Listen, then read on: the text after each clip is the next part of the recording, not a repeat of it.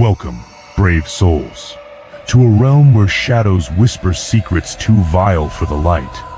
I'm here to unravel tales so chilling that your skin will crawl long after the silence falls. Help me reach my first 1,000 subscribers, hit that button now, and together, let's unearth the horrors awaiting us tonight.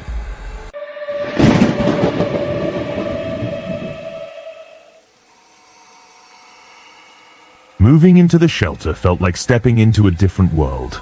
It used to be an old roadside motel, now packed with people who, like us, had nowhere else to go after the fire took our home.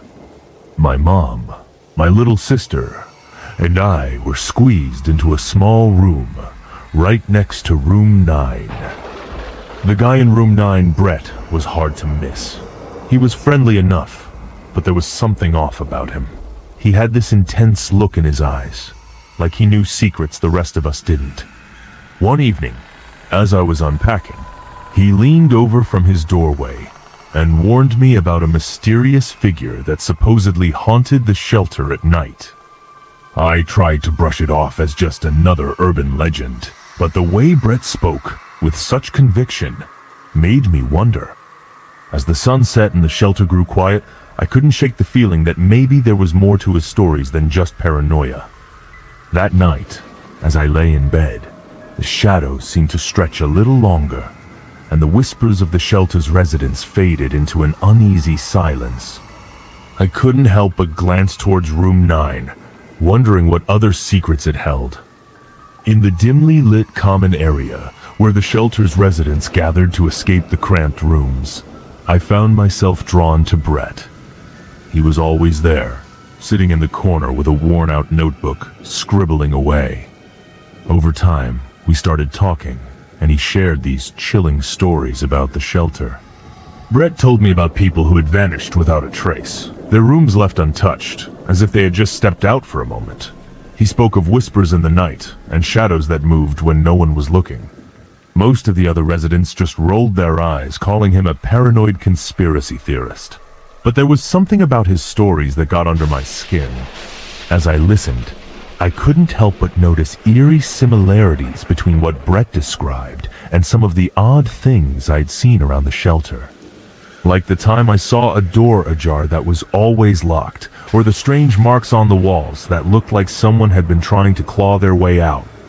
One night, as I lay in bed, I started hearing faint footsteps outside our room. They were soft, almost like a whisper, but they were there. It was unsettling, and it made me think back to Brett's stories. Maybe he wasn't as crazy as everyone thought. Maybe there really was something, or someone, lurking in the shadows of this place. In the shelter's communal courtyard, where the sun barely reached, I met Frank. He was new, in his late 30s, and had this charm that made everyone feel at ease. It didn't take long for him to win over the residents, including my mom. She seemed to trust him almost instantly, which was rare for her. At first, Frank was friendly, always ready with a smile or a helping hand. But then, I noticed the way he looked at my little sister. It wasn't just a friendly glance, there was something unsettling about it. He made these comments that made her uncomfortable, and it set off alarm bells in my head. What really got to me, though, was when Frank started talking about my past. He mentioned things I'd never told anyone at the shelter, details about my life before the fire. It was like he had been watching me, studying me. How could he know so much? The more I thought about it, the more I realized that Frank's arrival coincided with the strange occurrences Brett had warned me about. Was it just a coincidence?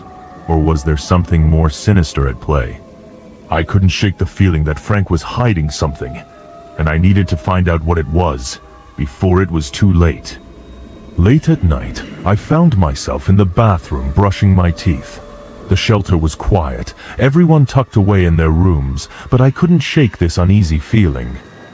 It was like someone was watching me.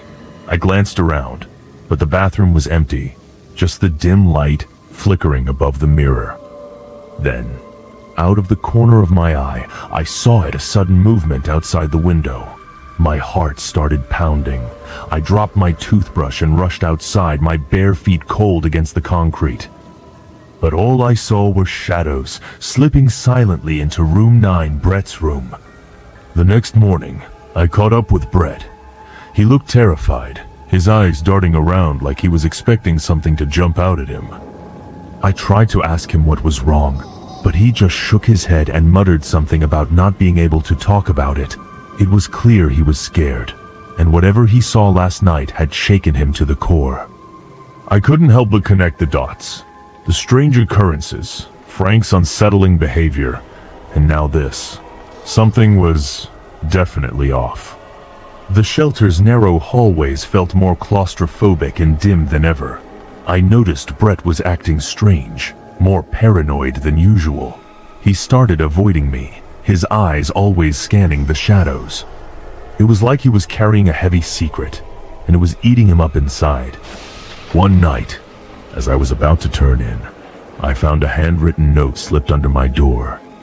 It was from Brett, and the message was clear. Don't trust him. He's not new. The handwriting was shaky and urgent. The ink smudged as if he had written it in a hurry. My heart raced as I read it over and over, trying to make sense of what he was warning me about. It had to be about Frank. The pieces were starting to fit together, the strange occurrences, the way Frank seemed to know too much about me, and now, this note from Brett. It was like a silent alarm, urging me to be cautious.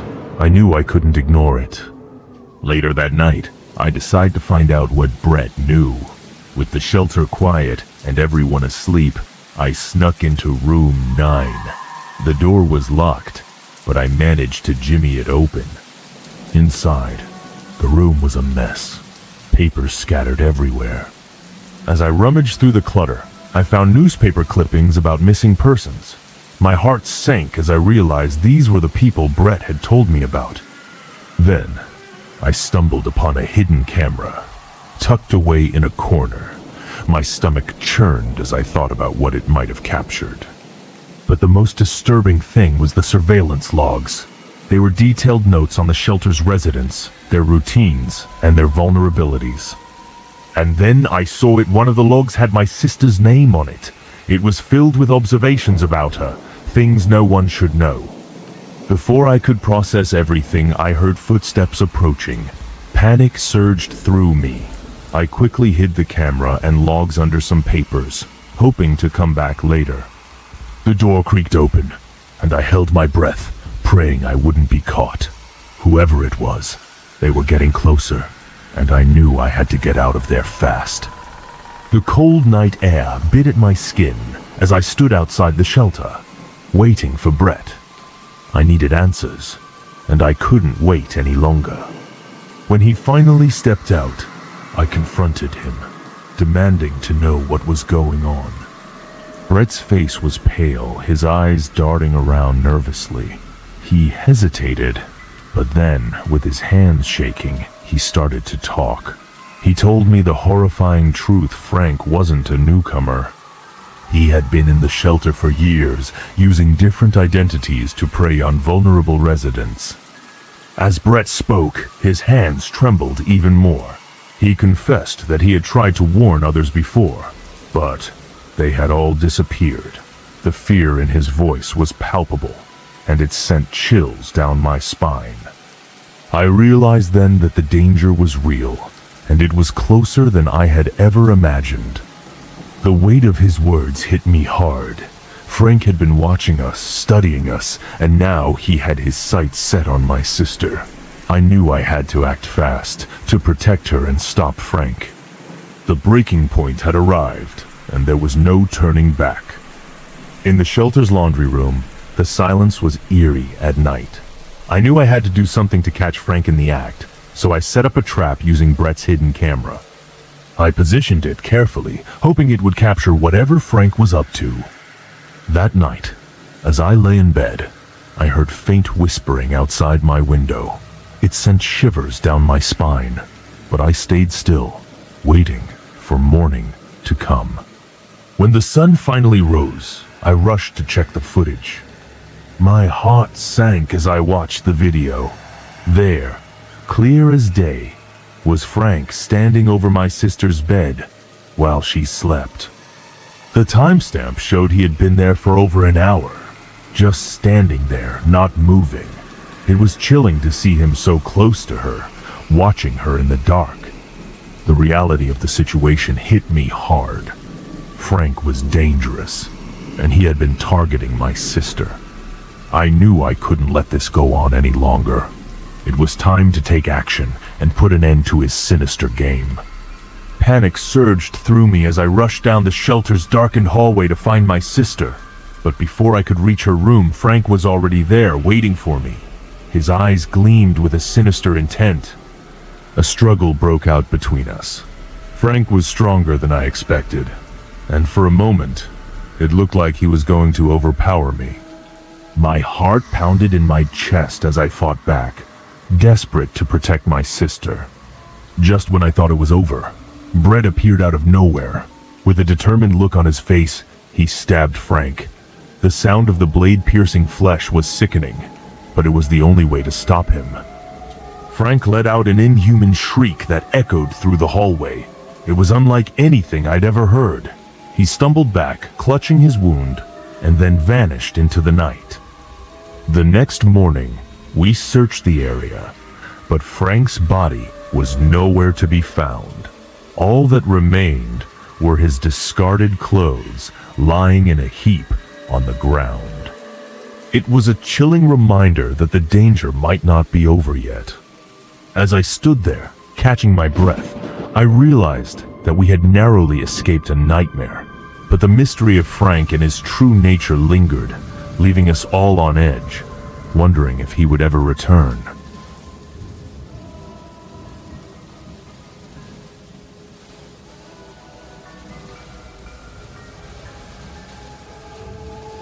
Finally, I've made it. After years of bouncing from one sketchy neighborhood to another, I've landed my own place in this quiet, if a bit run-down, apartment complex. The excitement of a fresh start buzzes through me as I unpack my boxes, eager to fill this space with my life. The apartment itself isn't much to look at, but it's mine. I can't help but notice the eerie atmosphere though, especially those trees outside my bedroom window. They're oddly positioned, casting haunting shadows that dance across my walls at night. But I brush it off. I'm just happy to be here. As I settle in, I'm curious about the previous tenant. They left mysteriously, and no one seems willing to talk about it. It's strange, but I'm too caught up in my new beginning to dwell on it. This is my chance at a new life, and I'm not going to let anything or anyone ruin it for me. It's late, and I'm unwinding with a movie, then a sudden knock startles me. I pause the film, my heart racing a bit. Who could it be at this hour? I tiptoe to the door and peek through the peephole. There's a man, well-groomed and grinning, but something about his gaze sends a chill down my spine. I hesitate, but curiosity gets the better of me, and I open the door. He introduces himself as Simon, and before I can even respond, he strides in like we're old pals. It's weird, but I try to be polite. As he talks, I notice a wedding band on his finger. When I mention it, he just brushes it off with a casual wave, changing the subject quickly. There's something off about him, but I can't quite put my finger on it. He's too comfortable in my space, too familiar. As he finally leaves, I lock the door behind him, feeling a mix of relief and unease. That night, I can't shake the feeling that my new beginning might be more complicated than I thought. The days that follow are unsettling. I start seeing Simon everywhere around the apartment complex. Late at night, he's by my door, his eyes fixed on me as I fumble with my keys. In the laundry room, he's there, staring at me while I fold my clothes. And when I get home from work, he's often waiting outside, a smile plastered on his face that doesn't quite reach his eyes. He asks me all sorts of personal questions about my job, my family, my plans for the future. It's intrusive, and I can feel my unease growing with each encounter. I try to keep my answers short, but he always seems to linger, making me feel trapped in my own space. One afternoon, while grabbing a coffee at the nearby shop, an elderly neighbor pulls me aside. Her voice is low and urgent as she warns me to be careful around Simon. When I press for more details, she just shakes her head and walks away, leaving me with a sinking feeling in my stomach. One evening, I decide to take a walk in the public park near the apartment, hoping to clear my head from the constant unease Simon brings. As I stroll along the path, I spot him in the distance, laughing and holding hands with a beautiful woman dressed in white. They seem so carefree, so happy. It's a stark contrast to the Simon I've come to know, and it sends a shiver down my spine. The next morning, I'm jolted by the blaring news on my phone. The woman in white from the park, her face is all over the news. She was found dead in the park, and the police are calling it a suspicious death. My heart races as I connect the dots. Simon was with her just hours before she died.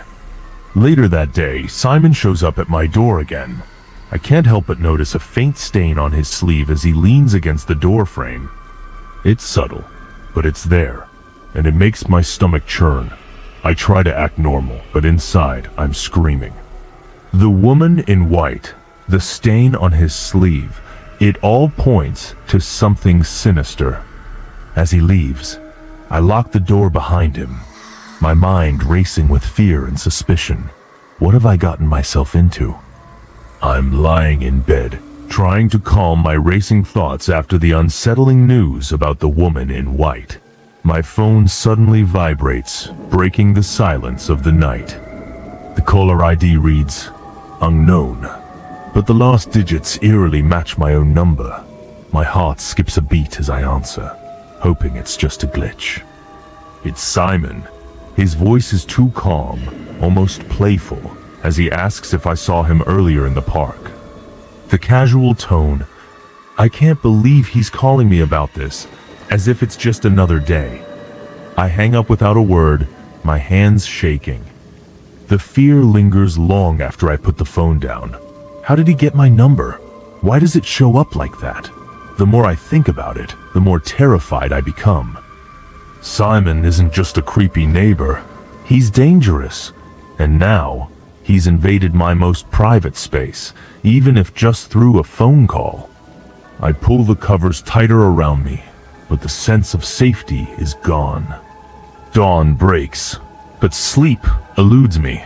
I'm jolted awake by strange noises, footsteps echoing in my living room. My heart pounds as I grab the nearest lamp, its weight offering a small sense of security. I creep toward the sound, my breath caught in my throat. As I peek around the corner, there he is, Simon, sitting casually on my couch as if he belongs there. The door is still locked, which sends a wave of panic through me. How did he get in? My eyes dart to the table beside him, and I spot a knife lying there, glinting ominously in the early morning light. The sight of it sends a chill down my spine. Simon's presence in my home, uninvited and armed, confirms my worst fears. I clutch the lamp tighter, my mind racing for a way out. Simon's eyes lock onto mine, a sinister smile playing on his lips. He knows I saw him with the woman in white, and he's taunting me with that knowledge. As he inches closer, the knife on the table catches my eye again, sending a fresh wave of fear through me. I realize I have no choice. I have to fight. As he lunges toward me, whispering, "I knew you'd be fun." I swing the lamp with all my strength. It connects, but not enough to stop him. He grabs my arm, his grip like iron, and we struggle. The room becomes a blur of motion as we wrestle for control. I kick and claw, desperate to break free. Finally, I manage to slip from his grasp, but just barely. My heart races as I scramble away, knowing I need to out of this nightmare before it's too late. I force myself to calm down, to think clearly. With a deep breath, I pretend to surrender, lowering my head and letting my shoulders slump. Simon's eyes light up with a twisted sense of victory as he approaches, his guard dropping just enough. That's my moment. I grab the nearest vase and swing it with all my might, smashing it over his head. He staggers back, stunned, and I don't waste a second. I rush to my phone, dialing 911 with trembling fingers. As I wait for the police, I keep an eye on Simon, ready to defend myself if he recovers. When the officers finally arrive, they take him into custody, and I breathe a sigh of relief. Later, they tell me they found hidden cameras in Simon's apartment, all focused on my windows and front door. The information makes me feel disgusted, but I'm grateful to be safe. A week later, I'm at the police station, sitting across from Detective Harris. The room is stark and cold, but I'm grateful to be here, away from the nightmare that was my apartment. The detective slides a file across the table, and as he opens it, the truth about Simon begins to unfold. He tells me that Simon had been stalking me from the moment I moved in, but it wasn't just me. The previous tenant had left in terror after similar experiences. Simon's obsession with me was just the latest in a long line of victims. The detective goes on to say that Simon is linked to multiple disappearances. My heart sinks as I think about all those people, their lives shattered by this monster. And the woman in white? She wasn't his first victim, just the first one found. As I leave the station, the sun is setting, casting long shadows across the street. I feel a mix of relief and sadness. Relief that Simon is behind bars, but sadness for all the lives he destroyed. My new beginning turned into a nightmare, but now I can start to heal. And maybe, just maybe, I can help bring closure to those other families too.